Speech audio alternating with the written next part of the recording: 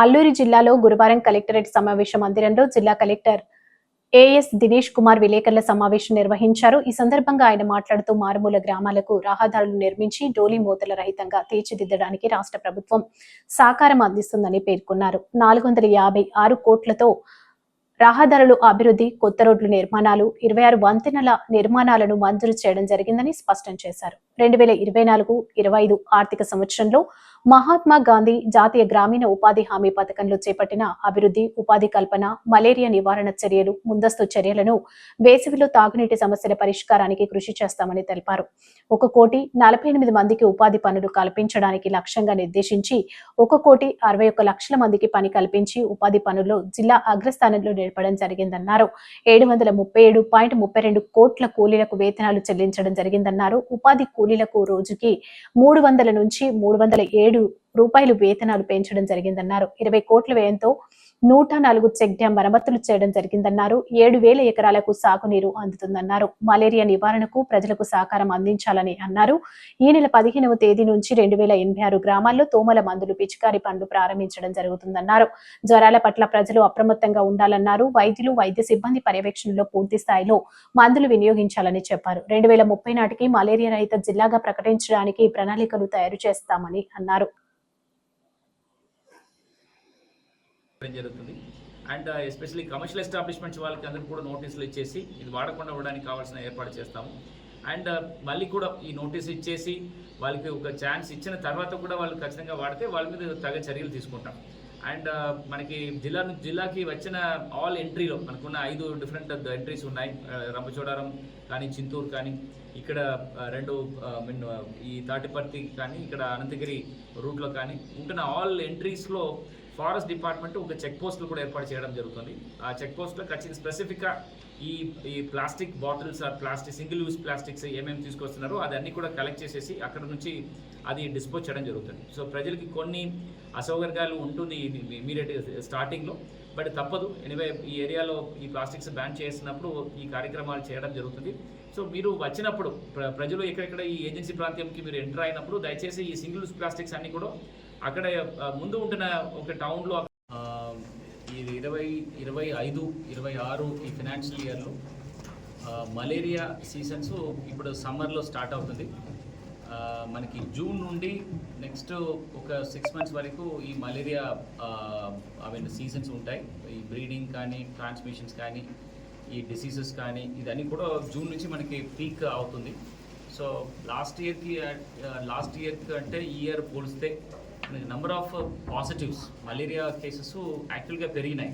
So ఎందుకు ఇక్కడ ఉంటున్న స్పెషలిస్ట్ ఆలోచన చేస్తే ఇక్కడ ఉంటున్న వాతావరణాలు ఈ బ్రీడింగ్కి చాలా సుమూహంగా ఉంటుంది. ఎస్పెషల్లీ కూల్ అట్మాస్ఫియర్లో ఈ హ్యూమిడిటీ అండ్ వాటర్ ఉంటున్న చోట్ల ఈ బ్రీడింగ్ విపరీతంగా చేయడానికి అనుకూలంగా ఉంటున్న వలన ఈ నెంబర్ ఆఫ్ వెక్టర్స్ కూడా పెరిగింది, వెక్టర్ స్ట్రెంత్ పెరిగింది. దాని ద్వారా నెంబర్ ఆఫ్ పాజిటివ్స్ కూడా పెరిగింది. రెండవది మనం కూడా యాక్టివ్ సర్వేలెన్సెస్ అంటే ప్రజల మధ్యలో ఎక్కడెక్కడ ఈ ఫీవర్స్ డయాగ్నోసిస్ అవుతుందో ఇమీడియట్గా వెళ్ళి వాళ్ళ దగ్గర బ్లడ్ స్మియర్స్ తీసుకొని లాస్ట్ ఇయర్ కంటే పోలిస్తే దాదాపు 90,000 అదనపు బ్లడ్ స్మియర్స్ మనం తీసుకోవడం జరిగింది. దానివల్ల కూడా ఎక్కువ పాజిటివ్స్ రావడం జరిగింది. సో సేమ్ ట్రెండ్ ఈ సంవత్సరంలో కూడా ఎక్స్పెక్ట్ చేస్తున్నాము. ఎందుకంటే ఇప్పుడు కూడా చూస్తే ఇప్పుడే ఈ వర్షం స్టార్ట్ అయింది.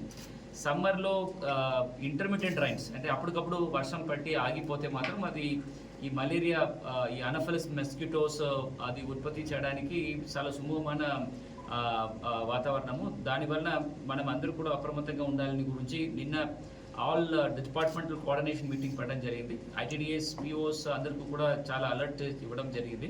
దీంట్లో మనం యాక్షన్ ప్లాన్ చూస్తే మనకి ముఖ్యంగా మనకి ఉంటున్న 2 విషయాలు. ఒకటి ఈ వెక్టర్ కంట్రోల్ గురించిన యాంటీ మలేరియల్ యాక్టివిటీస్ అంటే యాంటీ లార్వల్ యాక్టివిటీస్ అంటారు.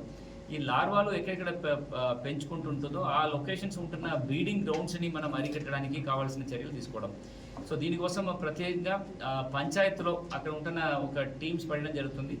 ప్రతి ఒక్క పంచాయతీలో కూడా పంచాయత్ సెక్రటరీ, అక్కడ ఉన్న ఏఎన్ఎం, ఆశాల్ అండ్ అంగన్వాడీ వర్కర్లు, లోకల్ విఏఓస్ అండ్ పంచాయత్ సెక్రటరీ వీళ్ళ 5గురు ముఖ్యంగా ఒక కోర్ టీమ్గా వాళ్ళందరూ కూడా టీమ్గా ఫామ్ అయ్యి ఆ విలేజ్ ఎక్కడెక్కడ హ్యాబిటేషన్స్ ఉన్నాయో హ్యాబిటేషన్స్ చుట్టూ ఉంటున్న ఒక 1-2 కిలోమీటర్ లోపల్లో ఎట్లాంటి బ్రీడింగ్ గ్రౌండ్స్ అంటే వాటర్ స్టాగ్నేషన్స్ ఎక్కడెక్కడ ఉంటుంది అని మనం ఐడెంటిఫై చేసిన ఆ బ్రీడింగ్ గ్రౌండ్స్ని ఫస్ట్ డ్రైన్ అవుట్ చేయడం, వాటర్ డ్రైన్ అవుట్ చేయడము, ఆర్ ఎక్కడెక్కడ పల్లంగా ఉంటుందో అక్కడ వాటర్ ఇది మట్టి పెట్టి ఫిల్అప్ చేయడం ఫస్ట్ యాక్టివిటీగా చేస్తాం. ఎక్కడెక్కడ మనం చేయలేకపోతాం న్యాచురల్గా ఎక్కడెక్కడ ఈ పల్లంగా ఉంటుంది వాటర్ స్టాగ్నేషన్స్ ఉంటున్నప్పుడు అక్కడ ఈ స్ప్రేయింగ్ ఆఫ్ కెమికల్స్ పెస్టిసైడ్స్ అది మనం ఏర్పాటు చేయడానికి మనం ప్రయత్నం చేస్తున్నాం. సో పంచాయతీ ద్వారా వాళ్ళు సహకారం తీసుకొని ఈ బ్రీడింగ్ గ్రౌండ్స్ అన్ని కూడా ఈ ఇన్సెక్టిసైడ్స్ పెట్టి ఈ వెక్టర్ పెంచకుండా చూడడానికి ఏర్పాటు చేయాలి. ఇంటి వద్దన మనం ఇది ఈ అనాఫిలిస్ మస్కిటోస్ వచ్చి అక్కడ నుండి వీళ్ళని కొట్టకుండా ఉండడానికి కోసము IRS spray, indoor residual spray అని ఒక స్ప్రే కొడతాము. అది కొట్టడానికి ఒక ఆరు మంది ఉంటున్న ఒక్కొక్క స్ప్రే టీమ్కు మనకు ఉంటున్న 50% ఆఫ్ పాపులేషన్స్ మనకు మొత్తంగా చూస్తే 2086 విలేజెస్ 2086 హ్యాబిటేషన్స్ ఈసారి మనకు సెలెక్ట్ అయింది ఇండోర్ రెసిడ్యువల్ స్ప్రేకి.